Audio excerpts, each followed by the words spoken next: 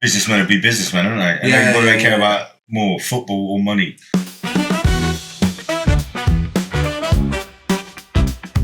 Welcome, Blue Believers, to another episode of the Stamford Sync, where we are usually syncing up with everything Chelsea FC. Today we're doing something a little bit different. I've brought along a friend and we're just going to do some general football chat and ramble. How you doing, Karl? Good, Ben. Yeah, wicked. Yeah, I'm sweet. Cool. You're a Forest fan, aren't you? Yeah, I love a bit of Forest. Yeah. So we're gonna do it all. It'll be a little bit Chelsea. It'll be a little bit Forest. It'll be a little bit England. We're gonna keep it in and around, just see what happens. And so we're going to start off with, I, as a Chelsea fan, obviously was really, really surprised that last year, the final game of the season was Chelsea and Nottingham Forest fighting for a Champions League spot. So obviously we're buzzing that we got that spot, but I'd like to know, how do you feel from a Forest fan perspective that you just missed out? Yeah, well, gutted. Yeah. Well, there's different ways of looking at it, isn't there? There's like, at the end of that game, I was gutted. We didn't make Champions League. But if you'd have asked me at the start of the season how I would have felt about that, I'd have been delighted, or I'd have beat your hand off for it. You know? Like the fact that we've hit anywhere near that conversation is pretty miraculous. So. I remember the first game, because we played you quite early in the season, didn't we? And we lost that game, and I was like, that felt to me, I was like, that we were on for a terrible season because we lost against Forest, do you know what I mean? But then obviously you guys went on to just keep winning and keep winning and keep winning. So I did start to feel better about it. So you made Conference League. Yeah. And so my opinion on, from a Chelsea fan's perspective, I guess, but on that is, I look at like when Newcastle recently got into the Champions League and then they got dumped out straight away and they had a pretty poor season afterwards. Do you know what I mean? I think that actually getting into the Conference League, the Europa League maybe, but at least the Conference League suits your position a lot more because you can win that. Yeah, we can do something in that, in the Papa John's European Trophy. Papa John's European Trophy. It's like, but it's our level, isn't it? So we can, I'm sure we can beat the Kazakhstan champions. We played. Give them a good game. You know what I mean? Honestly, I'd never heard of. So we just won the European Conference. And I didn't know a single team up until the final, and that was Real Betis. Yeah. So I literally went through the entire season. I remember there was one game that was not on. We played Servette, and it was like in the qualifiers, and it wasn't on any English-speaking TV. It wasn't on American TV, Australian TV, UK TV, nothing. So I had to find a Swiss. Because they're a Swiss team. I had to find a Swiss stream because they streamed their live TV basically for free, so it was all legit in that. But it had French subtitle, like French, obviously audio, like the commentary and everything was in French. So you've got that to look forward to. Do you know what I mean? It is actually it's interesting. Do you know what I mean? Because it's all fine and good. Like even the Europa League now, there's loads of teams in the Europa League that you just know, and so there is something interesting. It's good that they don't. What was it a couple of years ago? The Champions League teams that got knocked out get dropped down to the Europa League. Did they drop down to the Conference League as well? No. I think that stopped just as the Conference League came in. It makes it more interesting, though, don't it? Because it's like you don't really want Barcelona winning the Europa League if they get knocked out, because they're going to win. I mean, that's literally what happened to Chelsea. We got knocked out of the Champions. It was the year after we won the Champions League in 2012. We got dropped into. We got knocked out by Juventus, I remember, in the qualifiers, and we went into the Europa and won it. But like you say, it's like every team that now gets into it, like a Forest or whatever, you're not worrying about Man United or, do you know what I mean? I say Man United. Well, you know what I mean? That level, the elite, or supposed elite. Do you know what I mean? It's like you can go into this competition with a real, we can win this. Yeah. And we know. West Ham won it, so we can win it. So that's another thing. It's interesting you say that, actually. It's not necessarily West Ham winning that, but that does remind me that this year has been really interesting for trophy winners and crazy things happening, right? Obviously, like Forest nearly getting Champions League spot was amazing anyway, but still getting into Europa Conference is wicked. Crystal Palace won the FA Cup. Newcastle, we got in the semi-final. We could have been Crystal Palace, really. Do you know what I mean? And obviously you got Newcastle won the Carabao as well. And PSG won the Champions League. So last season was just a bit mental, wasn't it? Do you reckon that sets a precedent for what's to come? Do you think other teams like yourselves and other lower, sort of mid teams and stuff are going to start winning more often? Nah, I don't know. not like last year. Yeah, okay. But then I think things are changing a little bit. Yeah. And it's like, I think the way that PSG play is the next way. Yeah. Yeah, great team to watch at the moment. Yeah, for sure. And it's like, it's not boring and controlled like Pep, but it's the high press, like ridiculously high press. Yeah, but it's, a few years ago it was super high press, but that was the only thing. It was super high press, but then keep the ball. Yeah. And now it's super high press and not necessarily more transitional football, more direct with the attack, and it's more fun and it's more effective, isn't it? Well, the way PSG do it anyway. Yeah, I mean, the thing that's interesting you mentioned about PSG as well is like obviously they've got that style of football, but also it's very like they've got a young team. Do you know what I mean? That's their kind of thing. That's what they reckon is that might be the next sort of fad. Yeah, like fadding. It's just like you're going to get younger teams that are going to be the best teams, because the most important thing is the relentless pressing and the relentless. Doesn't matter if you're not keeping the ball when you got it. You're just going on the attack straight away.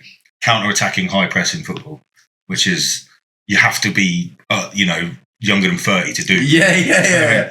That interestingly, that really leads me on to another interesting point about Forest in particular.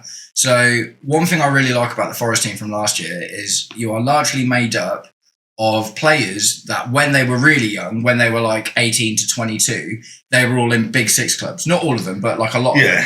Do you know what I mean? Yeah. And obviously... we got the rejects. Yeah, but all of these players have started to hit their prime at like 24, 25. And then look, Nuno's put an amazing team together, like Anthony Elanga, Callum Hudson-Odoi, Ola Aina. Do you know what I mean? These kind of guys that were nearlies at their teams whilst they were really, Where young. did Gibbs White start off?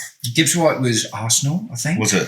Yeah. Because he didn't start at Wolves, did he? No. I think he was. Yeah, exactly. Do you know what I mean? You've got all these players that. Aina was a Chelsea boy. He was one of Chelsea's myriad right back fucking. He was one of Chelsea's myriad right back academy graduates that couldn't get in the team because of Reece James. Anderson from Newcastle. That was mad. 30 mil as well. It came out of nowhere, didn't it? They can knock a bargain for 30 mil now. Yeah, absolutely. He's looking like.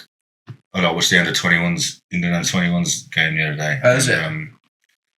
He's like the midfield general. Yeah, and the most experience. He's like the under-21 player that's got the most sort of first-team experience in the Premiership. He's got a trophy. He's not got a trophy under his belt, has he? Nah, but he's Forest's main centre midfielder, really. How old is he now? 20? 20-ish, yeah. That's amazing. So like, smart. He got a yellow card in the first 10 seconds, and I was like, oh God, because he's got a bit of a temper on him. But he's also one of the more mature under-21 players. So I think he played well. But. So do you watch a lot of the England youth stuff that's going on? Try and keep up with who might be next? I don't know. I don't normally care that much, but they've just started the under-21s Euros, haven't they? Yeah. And it's all on Channel 4, so I'm going to probably watch that. Yeah, okay, that's cool. I mean, that's really interesting, isn't it? Because the World Cup obviously is in a whole year's time, and you think someone like Elliot Anderson, obviously he's playing in a successful Forest team in the Premier League. He's in with a shout, I think. It's not one of the positions England got an abundance of talent in at the moment, or world-class talent. So like really weird, players like him, and he could be knocking on the door, or should be knocking on the door. It's really strange, isn't it? England's midfield situation at the moment, and I think so. This neatly leads us into a little bit of England chat, right? Yeah. It's a really weird thing, isn't it? Like our midfield, I feel like is a little bit held back by the fact that although I think he's an amazing player, the midfield suffers because we keep trying to fit Jude Bellingham in. Do you agree? Well, I don't know about fitting him in. It's playing him in the position which he's going to have most effect on the game. Yeah. But then again, it's like, if you're looking at it from a team perspective, where is he going to be the best for England team? And this is kind of my thing, isn't it? Because when, obviously, we had Gareth Southgate was playing him as a 10, but a really high 10. And what I was seeing with Jude Bellingham is he wasn't connecting the play together, and he wasn't really involved. He would pop up and have amazing moments and win games for us. Do you know what I mean? But he wasn't like conducive to tactical play. Yeah. Do you know what I mean? So it's a weird one, isn't it? Because obviously Thomas Tuchel started off with him in centre midfield as like a deep lying 8 kind of thing.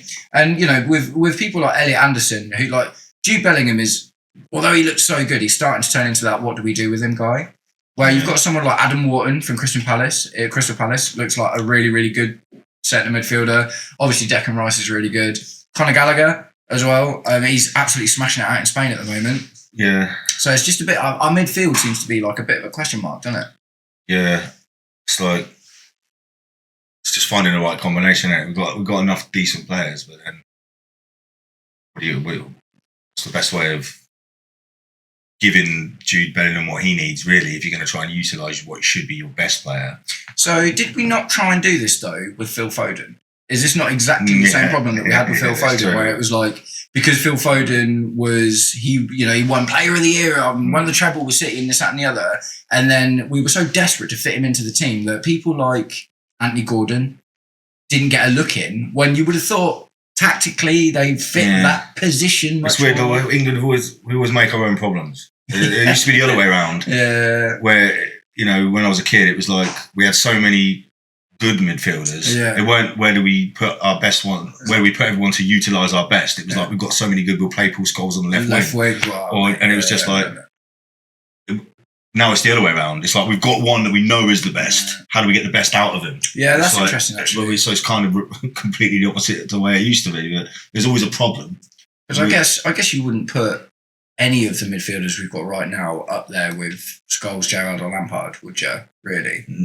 I mean, you could put Bellingham in that category, I suppose. You reckon? He's on that level, I think, of being like super world class.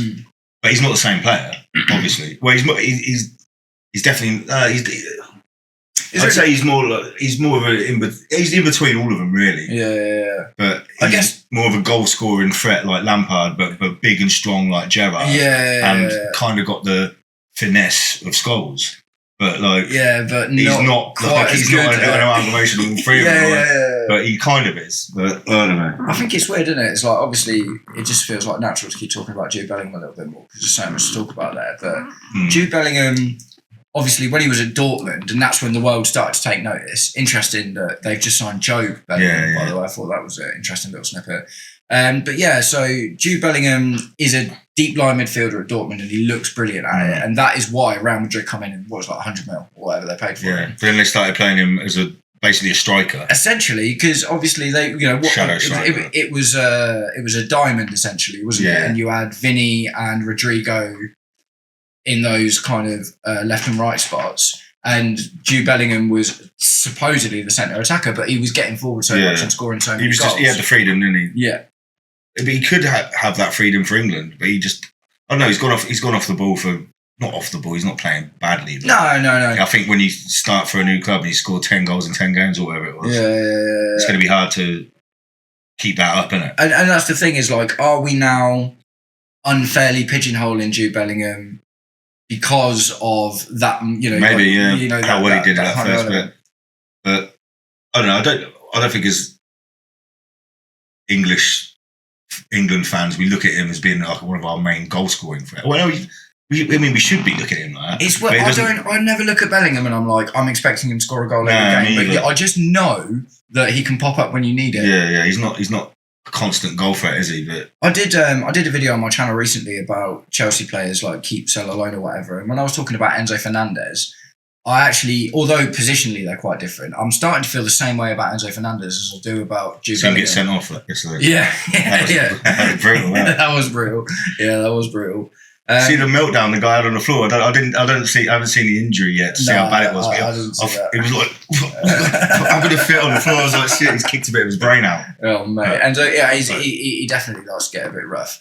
But also, I'm starting to feel the same with Enzo Fernandez, where it's like, as a Chelsea fan, I'm watching him all season. I don't see him contribute to the play a lot and create dangerous things, but he just keeps popping up and making things happen. Do you know what I mean? And I'm starting to feel like that about Jude Bellingham, and that's the difficult from an England perspective, isn't it? It's like, that Jude Bellingham might do a bicycle kick and win you a game. Well, the goal in is it Slovenia? Yeah, Slovenia. Yeah. Was that the Euros? The Euros just gone. Yeah. I don't think I've ever celebrated a goal so much, even though I had no reason. I mean, there was a massive reason to, but I was watching that game.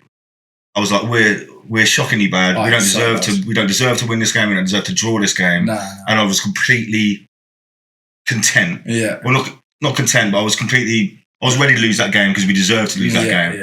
And then in a moment of madness, or a moment of world-class genius, he's done it. I jumped up and then he smashed my hotel room to smithereens. I was so excited. But it was just like, he's that player that will give you those moments of magic. Yeah. It kind of typifies Gareth Southgate's whole time in the England squad as well, didn't it? Like, I don't remember ever watching England under Gareth Southgate and being like, we dominated that game. We looked amazing. The play was incredible. I saw the patterns. Southgate relied heavily on moments of magic from our flair players, sure. or Harry Kane scoring his goal every 2 games.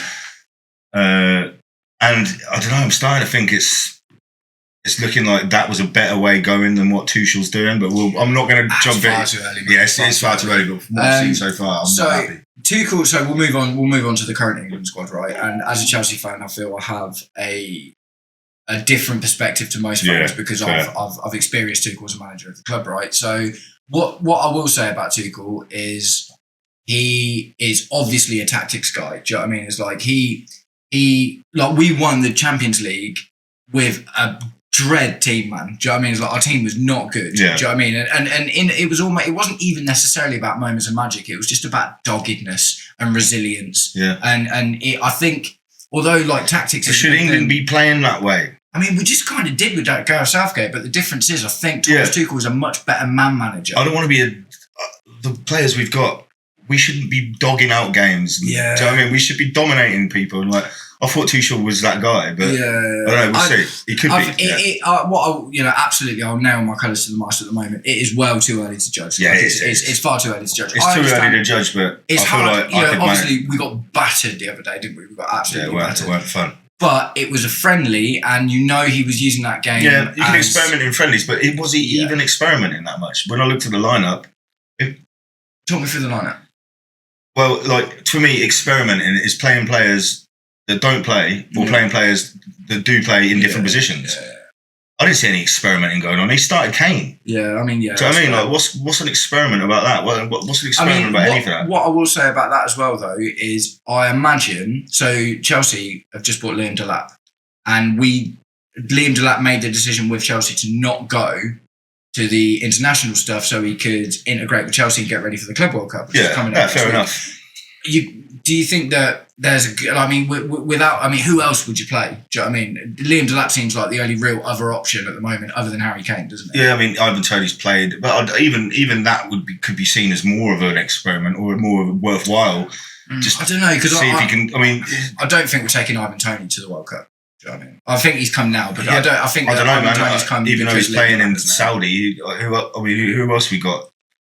Just even in the talk, it's like Solanke, not Solanke. Ollie Watkins, who's been on the bench for the last 10 games of the season. So this is kind of my thing, man. I think Lee. This is exactly what I'm saying. Like for the strike, hopefully will start flying at Chelsea, and then he'll be a ready-made replacement for Kane. He's a similar sort of player in a way as well. He's not blessed with pace. He's a bit of a meathead, and he's got a banging finish on him. So and he's good in the air. So he could. But do you know what? I kind of don't want a like-for-like replacement for Kane in England. I mean, I guess we don't. I'm bored of that. I'm bored of being told we can't press from the top. I mean, I guess if it was a pressing forward, you'd probably go with Dominic Solanke, wouldn't you? But Dominic Solanke is probably not. I mean, he's never going to be good enough to be playing for England like more than the odd sub appearance. No. So I don't even want to be in. I don't want him to be in the conversation either, to be honest. And I don't really like who plays for the under-21s. You said you just watched the game the other day. Who's playing for them at the moment? Shit,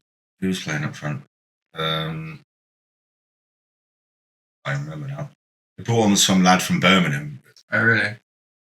Bearing in mind they've just got promoted from League One, so you probably shouldn't be looking at him. So this is kind of the issue at the moment, right? Is like we've got good defenders and we've got a bit of a midfield headache, but I guess attackers we're actually sort of lacking at the moment, aren't we? As a nation. Yeah, we are. But the whole world is really. When you look at the strikers we had growing up with. That's true. Yeah, definitely. That's a really fair point. Strikers have 100% gone off the boil, and I think it's because all those kids that wanted to be strikers when in the 80s and the 90s now want to be 10s and attacking. There's not much room for flair. Yeah. And all right, maybe the classic number 9 wasn't a flair player anyway. Nah, but you wouldn't call Kane a flair player, really. Nah, he wouldn't. But like, I think just any sort of individuality gets discouraged now from well, not that I'm involved in academy training sessions, but I'm pretty sure the most important thing now is you need to be able to run. Yeah. As much as imagine even someone like if people can even it was before my time, but George Best, he can run. No. He would even track back for anyone. I mean, that's the thing about football now in general, though, isn't it? It's like athleticism has become essential. Well, and fitness. Yeah. Before it was like resilience and flair, and they make an allowance for your lack of tracking back as long as you were a game changer. It's like I look at players like Cesc Fabregas, who would probably have no chance in today's game. Do you know what I mean? Because he was pure technical ability and flair. But I say that obviously. He wasn't that bad, was he? Well. He was for like tracking, like he was slow. He wasn't really a runner. He wasn't like. Do you know what I mean? Yeah, you're right. I mean, in like today's game, where like you got to look at he's opposite to Conor Gallagher. Conor Gallagher. He's opposite to him. Yeah, exactly. Yeah. And like Fabregas is one of my favourite players ever. Do you know what I mean? I just thought it was magic to watch. One player I do think has managed to buck that trend, although not so much recently, is Karl Palmer. I think Cole Palmer. Yeah, that's fair. Cole Palmer looks like an old school player. Yeah. The more players I see like that popping up, especially if they're English, the better, isn't it? But I think if you have to be so good, like to be allowed to not have the essential fit. I mean, he's fit as a fiddle. Yeah, he still runs, and he does run back in that. But but these days you still have to do it. Yeah, you don't have to be the best at it. Yeah.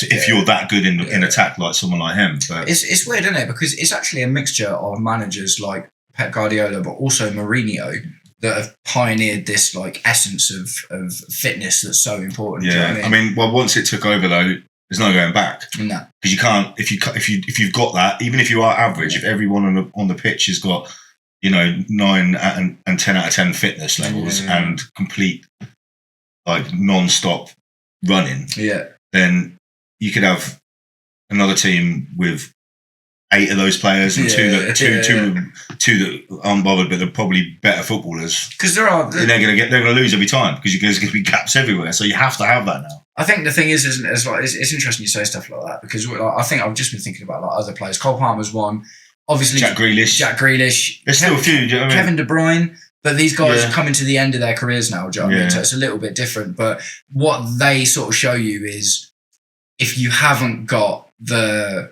athletic thing, then your magic needs to be like Hogwarts level. Do you know what I mean? Yeah, but it was like Grealish in I think it was the World Cup like 4 years ago or whatever. Yeah. Southgate was bringing him on when we needed a goal, and taking him off again, and he was happy. And it was I've never seen anything like that in my life, but I get it. Yeah. And it worked for us in that particular game, but it's just like as much as Gareth Southgate's football was really, really tragic and boring to watch. One thing he did do, I don't necessarily think it deserved a knighthood, but one thing he did do was make the team be there for the result rather than because obviously that was actually a really ballsy move. Yeah, no, for to put on someone and take him off is ballsy, and I respected him. You can see it worked because not only did Jack Grealish not complain, he was like clapping. Yeah, he knew what his role was, and he kind of thrived off being a mercenary of the situation of I'm bringing you on because I need you. Right, you don't use off. No, it's true, man. It's true. I 100% agree, and it just shows you how much things have changed. Obviously, we'll talk a little bit about more England, and then we'll move on to some other stuff. But for instance, we were talking about like the Gerrard, Lampard, whatever era. I've watched some interviews with like Frank Lampard and Rio Ferdinand and stuff, and even though that was still to this day the golden generation, right? Like I know we've got a good squad. So I saw an interesting thing the other day that was on that subject. How that probably is our golden generation ever. But also look at who we were playing against. Even though it was our best probably England team ever. We were playing against the France that had Henry, Zidane, and like Desailly. We were playing against the Spain that had Torres, Iniesta, Xavi. Busquets. Do you know what I mean? And it was just like, it might have been our best team ever, but we were still nowhere near on that level. No, that's that England team now would be the best in the world. That's true. But what we're competing against, that Spain team is outrageous. But then again, it also goes back to what we were talking about a minute ago in terms of the relentless pressing and stuff now. Yeah. Would that England team have got smashed by a team these days that aren't even that good? Yeah. Compared in terms of talent levels, because of the fitness levels were so ridiculously better these days. It's a question we'll never know the answer to. And probably. I like the question that always comes to my mind about that era is like I said in the interviews and stuff I've seen, they said that they all hated each other because of the league stuff. Yeah. Do you know what I mean? So you got Rio Ferdinand is coming in and, you know, Steven Gerrard and John Terry and Lamps. Like John Terry and Lamps are sat in one corner, Ferdinand sat in where he is, and Gerrard sat where he is, and they don't talk to each other and they hate each other. Do you know Their whole lives were every day it was about hating the enemy. Exactly. You know, and you get like forced together with them, and once every few months you're sitting with the enemy. But so like I say, to link that background to Gareth Southgate, although watching his teams was boring, I think that togetherness is massive part of what got us as far as we did. Because you've only got to look at it. Like, I agree with what you're saying. That Spain team, that France team, like these guys were absolutely unbelievable. But we 100% should have done better than we did. We should have. Oh yeah, back in those days we didn't get past the quarterfinals. Do you know what I mean? So even though the absolute best teams were better than us. We still have no excuse to losing against Romania's in second round. I mean, we should have been getting into like semi-finals and finals. And stuff. We should have been. We should have been on that level. Yeah, we just still like in the top 5 teams in the world in terms of talent. Yeah, just like we are now. Yeah, and now we are hitting those semi-finals or finals. I do really like Spain now. I know that's easy to say, but watching Spain's Euro team, like that was a hard pill to swallow, but I didn't resent it because I was just like, they look wicked. I didn't have the hope in that game that I had in when we played Italy, for example, like in the final. Yeah, no, I didn't expect, but I was like really hopeful. I felt like we were better than that Italy team. That was definitely a harder pill to swallow because I was like, we should have won that game. But Spain beat us fair and square, and they were better. And there's no complaints when you get outplayed all game, really, is it? All right, so let's change tack a little bit. So this is a Chelsea channel, the Stanford Sink. Go check out my other videos. So let's just have a chat about Premier League football. So from a Forest fan's perspective, I know obviously you don't follow them nearly as closely as I do, but what's your feeling about Chelsea at the moment? Because I see lots of these things on social media, like who's the most hated team ever, blah blah blah, this that and the other. As a Forest fan, how do you feel about Chelsea? Yeah, I've never really hated or loved them. I grew up being Zola. I used to love Zola. He was one of those players that I was like. You just love to watch. Yeah, magic, man. So and Vialli, they're some wicked flair players. I've got fond memories of Chelsea as a kid, and they were a fun team. Yeah. But nowadays it's I mean the fun's gone out of a lot of football. Let's be honest. For me, I think a lot of that's Chelsea's fault as well. If I'm completely honest. Maybe with the Mourinho stuff. Yeah. But I don't know. I look at Chelsea now just being like too much money and not enough. Passion and I don't know. It's just like they're buying another 27 players. Yeah, like we did when we got promoted. Yeah, apart from it's every year. And they're like, I don't know. Like I do think one of the difficult things about being a Chelsea fan today is you need to have like a degree in finance to understand what's going on after the time. Do you know what I mean? It's like I'd never heard the word amortization. Up until like 2 years ago, and now I feel like I have. I really don't like this rule, but they brought in, by the way, and you can only spend as much money as you bring in. So like people are selling their youth players. Yeah, no, I agree. I agree. It's a terrible rule, man. It's making all the teams sell their best youth prospects. That is one that is not even because of us, but we have highlighted that the way around it is to sell your youth players. Yeah. Well, everyone's. I mean, it's an obvious. It's a no-brainer, isn't it? Like sure. if you need to buy a player for 50 mil, and you're not allowed to, you're going to break the regulations. Sell a couple of youth players, and you've got that 50 mil back in the bank. And it's like I said before about the right back situation at Chelsea. Like not only obviously was the path a bit blocked by Reece James, but we had the likes of Livramento, Ola Aina, Tariq Lamptey. I suppose if anyone could do it, it's you though. The amount of players you buy and you're sticking in your 27 reserve youth teams and loaning them off to every country in the world. Well, that's another rule that's changed because of Chelsea. At one point, we had, I think it was nearly 40 players out on loan. That was in the Abramovich era, and then they came in and they were like, "No, you can't do that." Well, what's the rule now? The rule now, I think there's like 10 loan spots outside of outside of the UK. You can only loan out 10 players out abroad. It's something like that, yeah. I don't know the exact number, but it's gone down massively. Oh, I didn't know that. And you're only allowed to loan like another 5 or 6 within the UK. Oh. Do you know what I mean? So obviously we've done this a few times. Chelsea have done this a few times where we've exploited a loophole and they've closed the loophole because of us. So like the amortization thing's quite interesting. I won't go on too much about it because it is a bit boring. But up until recently, you were allowed to spread any player's payments over the course of their entire contract, and that didn't matter if that was 2 years, 3 years, 7 years, whatever. Oh, well, giving you a break for the year, or the other way around, depending on if you need it or not. Well, no, essentially. So imagine. So we sign Kepa Arrizabalaga for 70 mil. We sign him on a 7-year deal. So we only pay 10 mil a year. That's how that works. We don't pay everything. And the regulations. So they've changed. They don't take 70 mil for that. They take 10 million a year for the regulations. So you'll pass that year. They used to. But now, because we've done it so much, and obviously when the American guys came in, they were like, we're putting you on an 8-year contract and we're putting you on a 10-year contract because they started going mental with it. And they've changed it to 5 years now. Maximum of 5 years, yeah. So you can have a maximum of 5-year contract? Or no, you can have a 7-year contract, but you can only amortise. That's the most you can do now. Yeah, you can only split the payment essentially over 5 years. That's a fair rule. Yeah, it's all right. We just come in and ruin it for everyone, man. I mean, it's just like we always do. I mean, that's fair, isn't it? You can't give someone a 50-year contract. Yeah. Otherwise, it's going to get ridiculous.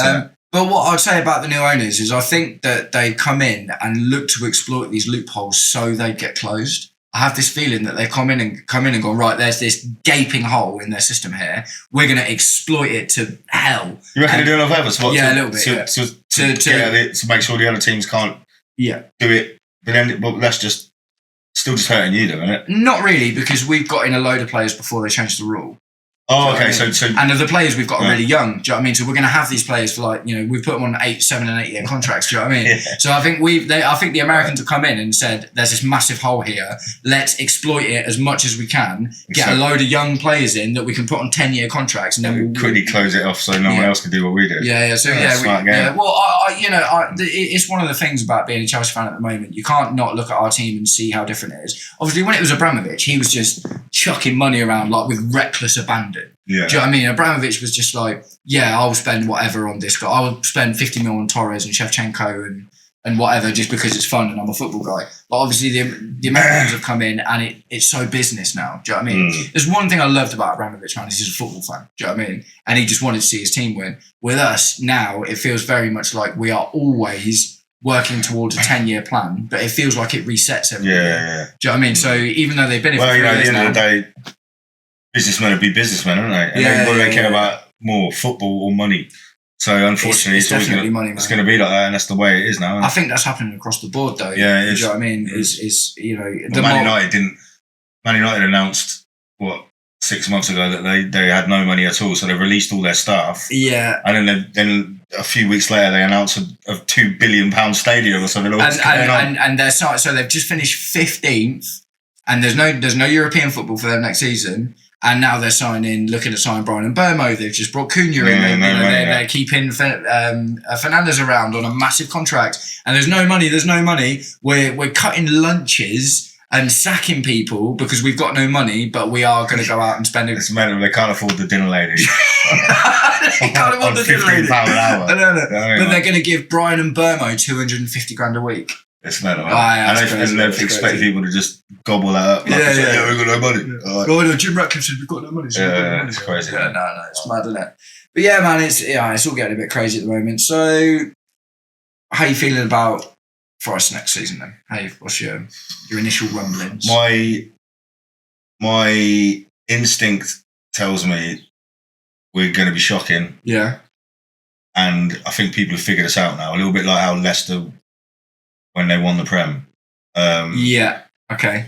And it weren't a million miles difference of the way we were playing, to be honest. It was you have the ball, we don't need the ball, and we'll smash you on a counter. Yeah, okay. And that's how Leicester won the league. It just took people a little bit longer to figure them out.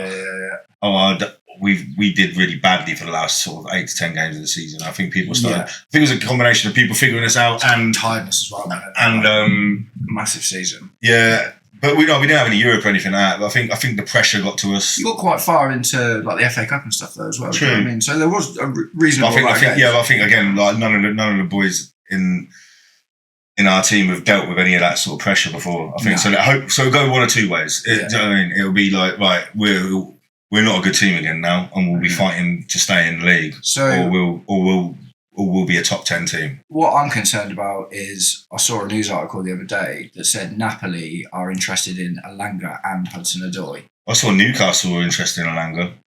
This is the 65 kind of thing, mil or something. Do you know what I mean? It's a tricky one. And this is it, isn't it? Because Newcastle, although you had similar seasons, Newcastle have got a bit more. That's the truth is if Man United come for one of our players, even though they finished in 16th place with no European football, they're still a bigger club than us, and they can still offer the wages, and they're still bigger in every way. And that's what happened to Leicester as well, isn't it? And it's just the way it is. It's just the way life is, isn't it?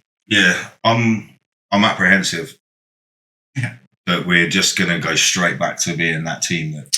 I think like a lot of it is not even necessarily about like money success. I think if you can do something like win the Conference League, if you finish somewhere between 10th and 13th, but win the Conference League. Yeah, that would be progress. Do you know what? I'd be happy with a mid-table finish next year. That's how I look at it now. Yeah.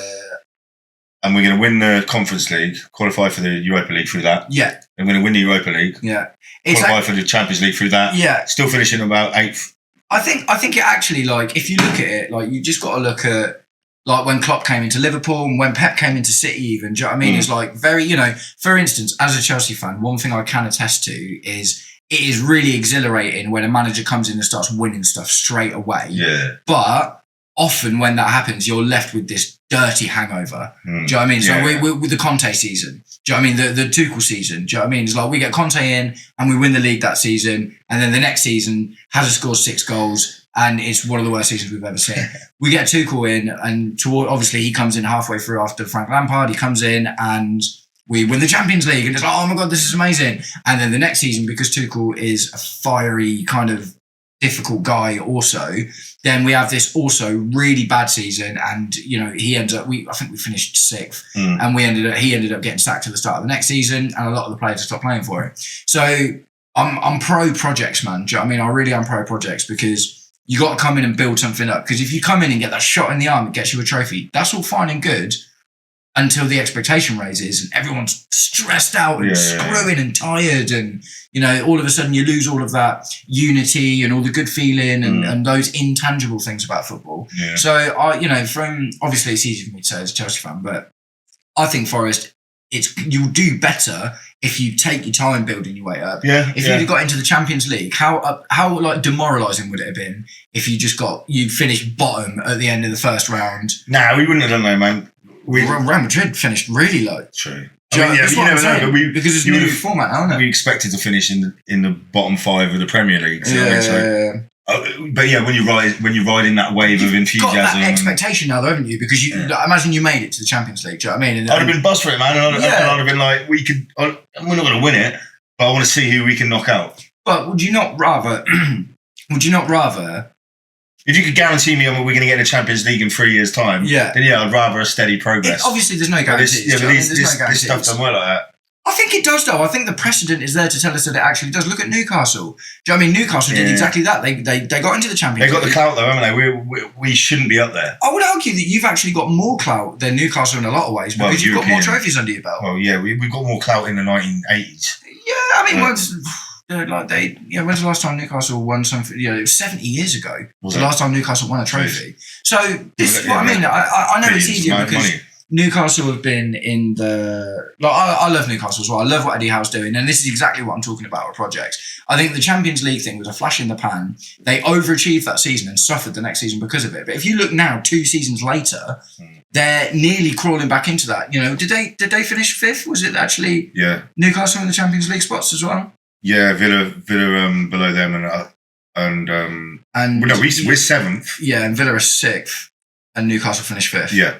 So Newcastle now are looking at buying Anthony Alanga for 65 mil. They're looking at upgrading their team. They're looking at keeping people like Alexander Isak and Guimaraes, who are absolutely unbelievable players. Because although they had that drop, they managed to, not let it affect them too much. But they're now doing that steady build. I mean, I really hope that's the way it works for us. But we've got a few quid backing us, but we haven't got the Saudi money like Newcastle. Well, yeah, but the thing is, it doesn't even matter because, as you were talking about earlier, you can't spend it, man. Do you know what I mean? You can only spend within your means, and that's a good and a bad thing. Do you know what I mean? That's true. Yeah. Well, how can Man City spend so much? Because when they can't even fill the stadium up. So Man City can spend so much on paper because before all these rules started coming in, they'd won loads of Premier Leagues.